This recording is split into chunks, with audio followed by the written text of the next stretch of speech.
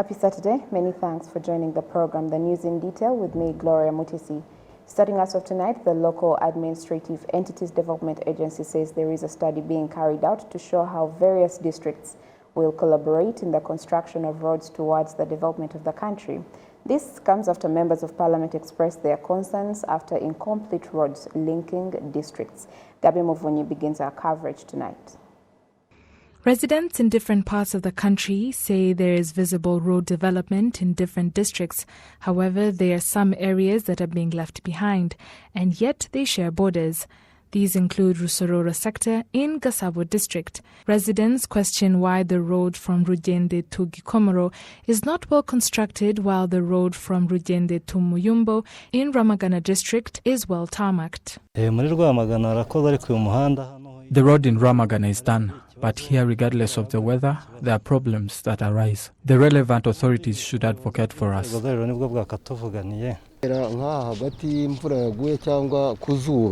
Regardless of the season, be it sunshine or rain, cars still get stuck on this road. It would be good if they construct this road for us. Failure to provide documentation on the selection of roads to be repaired, failure to identify roads that need urgent construction, building one part of the road, yet the road connects more than one area, building roads with no drainage system that leads to damaged roads, failure to indicate the number of kilometers worked on. These are some of the issues that the members of the Public Accounts Committee have called for LODA to rectify the common interests of the residents.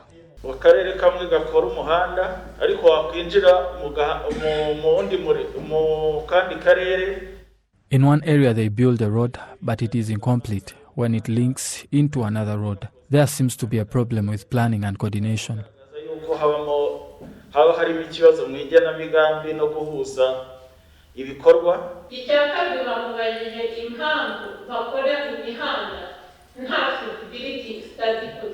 They explained to us why they build roads without any physical assessment. I was expecting them to tell us the reason why they do this, because building a road without conducting a study is like planning a trip and not knowing your destination.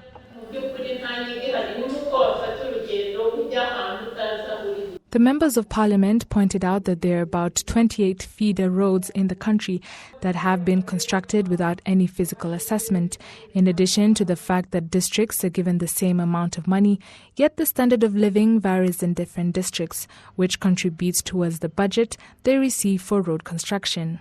The Director General of LODA explains that an analysis is being carried out that shows the cooperation of districts in road construction in order for no area to be left behind.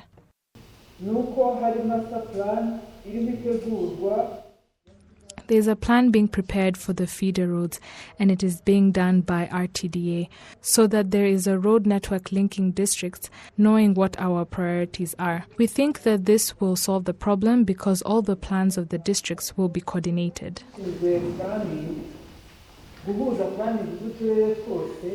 PAC members have called for a reform of the interaction between the local government and the Rwanda Transport Development Agency in order to determine the criteria for road construction. These agencies have been advised to improve the road based on the use of agriculture productivity in the area, education, tourism, industries, and more to help the community rather than delaying them.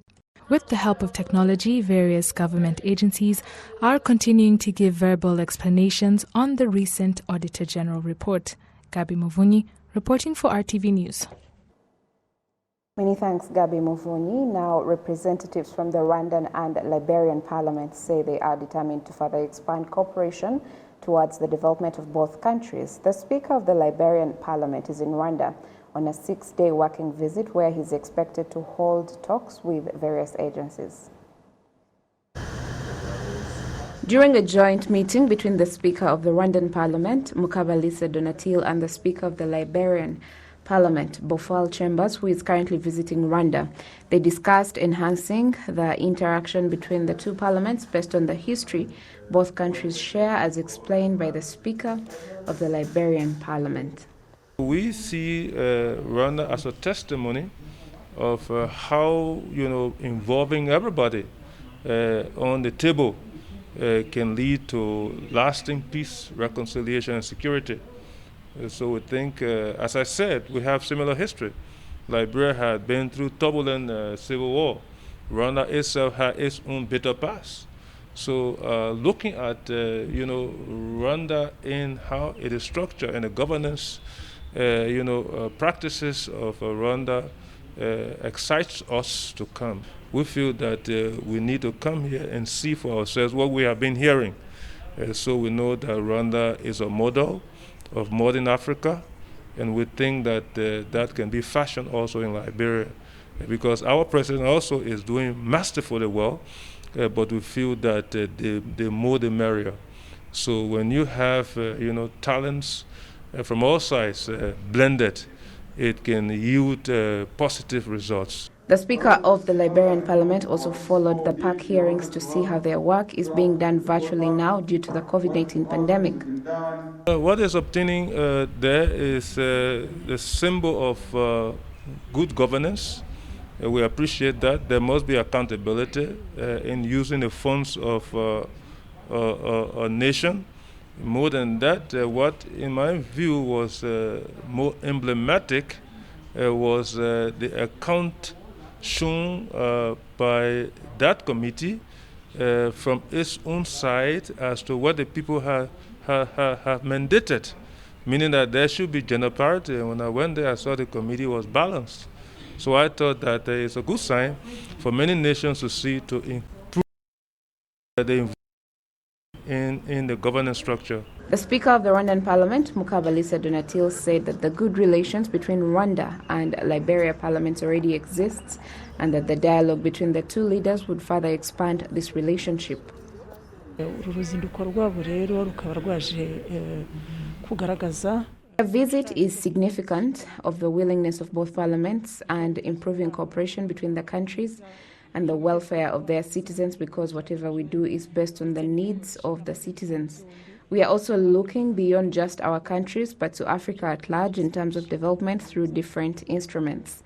The other thing we told them is how our parliament works and how we put the citizens first in all that we decide, and they will also visit other institutions such as the Rwanda Development Board to discuss development in terms of tourism for both countries and investment between the both countries. We both have a lot to learn from each other. The Speaker of the Liberian Parliament also visited the Kigali Genocide Memorial in Gisozi, where he was briefed on the history of the 1994 genocide against the Tutsi and paid homage to the more than 250,000 people buried there. He is on a 6-day working visit where he is expected to hold talks with various agencies. Now, with measures to ease cross-border trade between Rwanda and the Democratic Republic of Congo being implemented, experts are calling for those engaged in informal trade to be supported so that their business activities can be classified as formal and assist Rwanda's economy to recover from the repercussions of the COVID-19 pandemic. Sessionore has the details. Cross-border trade between Rwanda and the DRC has begun picking up again, and the Congolese traders who cross Lake Kivu by boat carrying goods to sell in Rwanda say they face no difficulties unloading their goods as long as they have the required documents. There is nothing wrong with the trade because we come and buy wholesale with no issues. No one gives us a hard time because after we show our papers, we can buy and sell, and when we are done, we go back. They treat us like brothers, and every time we cross into Rwandan waters, we are confident our goods will reach their destination safely. The Congolese traders do, however, complain that they are now required to pay for documents back home that can be quite expensive to be able to cross into Rwanda, as much as $10 for a CEPGL border pass, when the regular ones were free, and $5 for a COVID test and certificate, both of which are required to be able to legally cross. Meanwhile, trade experts here in Rwanda are calling for those engaged in informal trade to be supported so that their business activities can be classified as formal, using things like training for the informal cross-border traders and assist the country's economy to recover from the repercussions of the COVID-19 pandemic. Both Rwandan and Congolese authorities have been working to facilitate traders from both sides of the border. Hari ibiganiro biriho byaba bishinzwe kugira ngo The concerned authorities are talking to find ways to ease things for both Rwandan and Congolese traders. I believe a solution will soon be found. Let them be patient because one way or another, a solution will be found to encourage trade between Rwandans and the Congolese. uburyo bumwe cyangwa ubundi buzaboneka bwakorohereza abanyarwanda cyangwa abanyekongo kugira ngo bashobore guhahirana bagenderane. Ever since crossing the border was made easier, up to 13,000 people go back and forth between Rwanda and the DRC daily, using passports and border passes, while 300 seek temporary passes at the Rubavu district offices every day. Some MTN Rwanda clients are saying they have stopped using the telecommunications company's Momo Pay system because of the 0.5% of their revenue is now being deducted, causing them losses.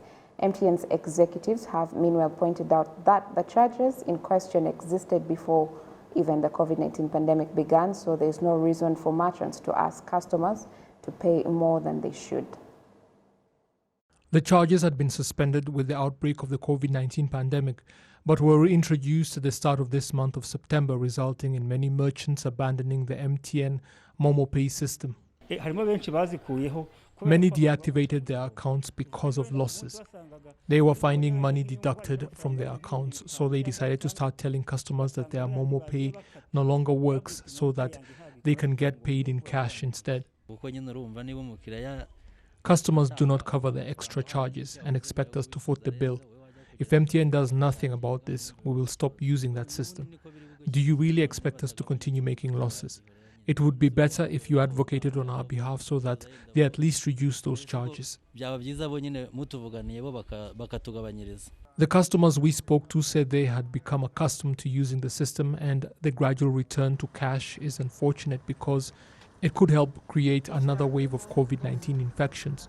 Back in 2019, only 3,000 merchants had Momo Pay accounts, and that number rocketed to 50,000 because of the COVID-19 pandemic, with an average of 1.5 million people paying using the system. MTN's executives have pointed out that the charges that have been reintroduced existed even before the COVID-19 pandemic began and were higher at 1%, so there is no reason for merchants to ask customers to pay more than they should. That 0.5% charged to keep the system running is actually quite low. Let me give an illustration of how low it is. Every time you use a mobile money agent to deposit funds on your phone, we pay that agent a 0.8% commission for that money, however much it may be. All we are doing is charging a small fee to allow the service to continue functioning, and merchants should stop refusing to use it because that is not right. Figures from the central bank indicate that during the first COVID-19 total lockdown last year, Momo Pay transactions shot up by 550%, with up to 79.2 billion Rwandan francs transacted, largely because at the time all charges had been scrapped. The private sector and residents in districts that have industrial parks are urging the relevant authorities to develop them so that the industries can start working in order to accelerate their development. The Ministry of Trade and Industry assures that in the next 4 years, these industrial sites will be developed. Gabi Mufuni. More than 10 years ago, the Rwandan government established an industrial zone in Masoro in Gasabo district, known as the Kigali Special Economic Zone. It has already brought about significant changes in the national economy and the livelihood of its residents, which has already brought in more than $2.3 million in investments, worth about 2.3 billion Rwandan francs. Investments in 143 industries and 27 warehouses has contributed towards creating more than 13,000 jobs. That is why, according to the country's economic development vision, similar special economic zones like the one in Masoro have been set up in Ramagana and Gahanga in Kichichura district and are 100% occupied. The area in Bugesera is 72%, Rusizi 35.7%, Musanze and Huye 20%, while in Muhanga 14%. On the other hand, there's still some vacancies at a rate of 0% because according to the study, it is clear that there is no infrastructure such as water, electricity and roads, and the people have not been compensated like in Nyagatare and Rubavu district. Here in Rubavu, I don't know if it's still in plans, but we don't know of any industrial park. We would like more factories to come to Rubavu to reduce the unemployment rate and provide jobs for our children. If we get a factory that processes maize, it is convenient because we plant maize here. Districts that have undeveloped industry parks are urging the relevant authorities to address the issue as it comes to slow their progress, as some investors in Musanze district are ready to invest in the industrial sector.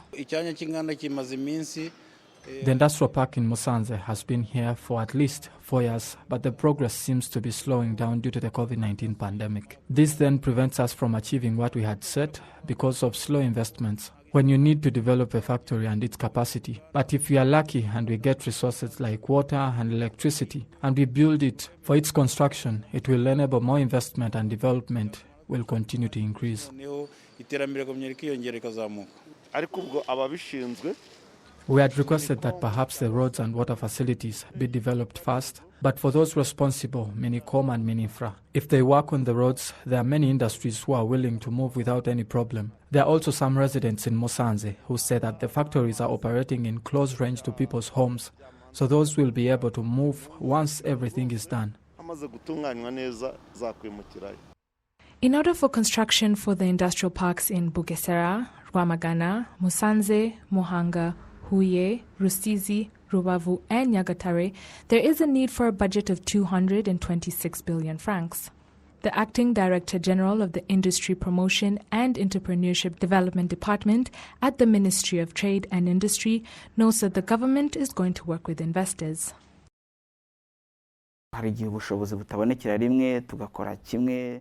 There are times we are not capable to do everything at once, so we do it in phases. But with investors, we are going to be able to achieve the projects faster.